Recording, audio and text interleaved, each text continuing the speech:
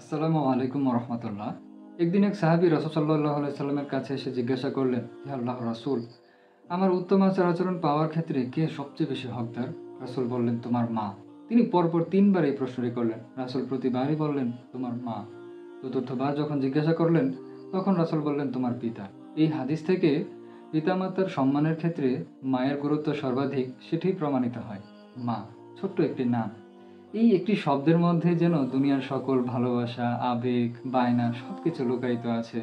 ছোটবেলা থেকে মা আমাদেরকে যতটা আদর, স্নেহ, ভালোবাসা দিয়ে তিল তিল করে বড় করে তুলেছেন, আসলে বাবা মার ঋণ কখনোই শোধ করা সম্ভব নয়। তাই কোরআনে পাকে আল্লাহ বহু জায়গায় নিজের অধিকারের পরপরই পিতামাতার অধিকারের কথা বর্ণনা করেছেন। এছাড়াও রাসূল সাল্লাল্লাহু আলাইহি সাল্লামের বহু হাদিস থেকে পিতামাতার সম্মান করা, মায়ের খেদমত করা বিশেষভাবে গুরুত্ব দেওয়া হয়েছে। এমনকি যে ব্যক্তি বৃদ্ধাবস্থায় তার পিতামাতাকে পেল অথচ নিজের জান্নাত ক্রয় করে নিতে পারল না, সেই ব্যক্তির জন্য ধ্বংসের বদদোয়া করা হয়েছে। অতএব সহজেই অনুমান করা যায় যে পিতামাতার খেদমত করা, তাদেরকে খুশি করা কতটা গুরুত্বপূর্ণ।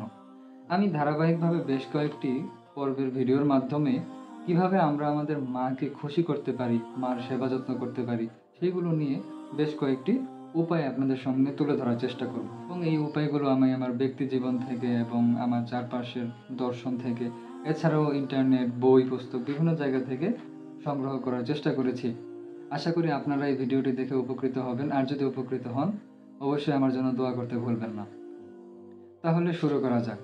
মাকে খুশি করার সর্বপ্রথম উপায় হচ্ছে আপনার মাকে সর্বোচ্চ ভালোবাসাটুকু দিতে হবে এবং এর জন্য চিন্তা ফিকির করতে হবে।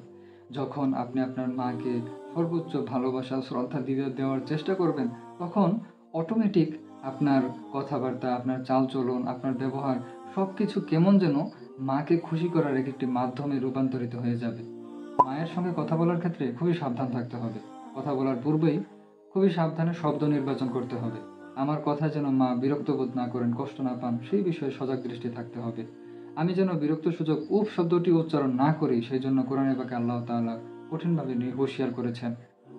আলেমগণের মতে এই উফ শব্দ দ্বারা বিরক্তিসূচক দীর্ঘশ্বাস ফেলাকেও সংযুক্ত করেছেন। এক কথায়, মা সামান্য কষ্ট পায়, এই ধরনের কথাবার্তা আচরণ সম্পূর্ণ নিষিদ্ধ করা হয়েছে। পড়াশোনার খাতিরে বা চাকরির জন্য আমাদেরকে পরিবার ছেড়ে, বাবা মা ছেড়ে দূর দূরান্তে অবস্থান করতে হয়। এই ক্ষেত্রে অবশ্যই লক্ষ্য রাখতে হবে, প্রতিদিন না হোক কয়েকদিন পর পর বা কিছু সময় পর পর বাবা মার সঙ্গে মিলিত হওয়া, তাদের সঙ্গে সাক্ষাৎ করা। এমন যেন না হয় যে আমি অনেকদিন পর বাসায় আসলাম আবার হুট করে চলে গেলাম। বরং না, তাদের সঙ্গে আসবো, বসবো, তাদের মনের কথাগুলো শুনবো, নিজের কথাগুলো শেয়ার করব। হ্যাঁ, এতেও যদি বাবা মার হক সামান্য আদায় হয়। মায়ের সঙ্গে কথা বলার ক্ষেত্রে বিতর্ক এড়িয়ে চলুন। হতে পারে তাদের বয়সের কারণে তারা এমন কোনো একটা সিদ্ধান্ত নিতে চাচ্ছেন যেটি প্রকৃতপক্ষে সঠিক নয়। তবুও চেষ্টা করুন, ধৈর্য ধারণ করুন, তাদের সঙ্গে বিতর্ক লিপ্ত না হন। আপনি আপনার মতামত সুন্দরভাবে, নম্রভাবে তুলে ধরুন, তাদেরকে চিন্তা করার সময় দিন। একটা সময় দেখবেন তারাও বিষয়টাকে সহজে বুঝবে এবং মেনে নিবে। তবে চেষ্টা করুন অহেতুক বিতর্ক থেকে বেঁচে থাকা এবং ধৈর্য ধারণ করুন। আপনার জীবনের গুরুত্বপূর্ণ অর্জনগুলো মায়ের সঙ্গে শেয়ার করুন। ধরুন আপনার চাকরিতে প্রমোশন হলো, অথবা আপনি পরীক্ষায় খুব ভালো রেজাল্ট করলেন, তাহলে মাকে ফোন দিয়ে হোক, সরাসরি হোক, মাকে জানান।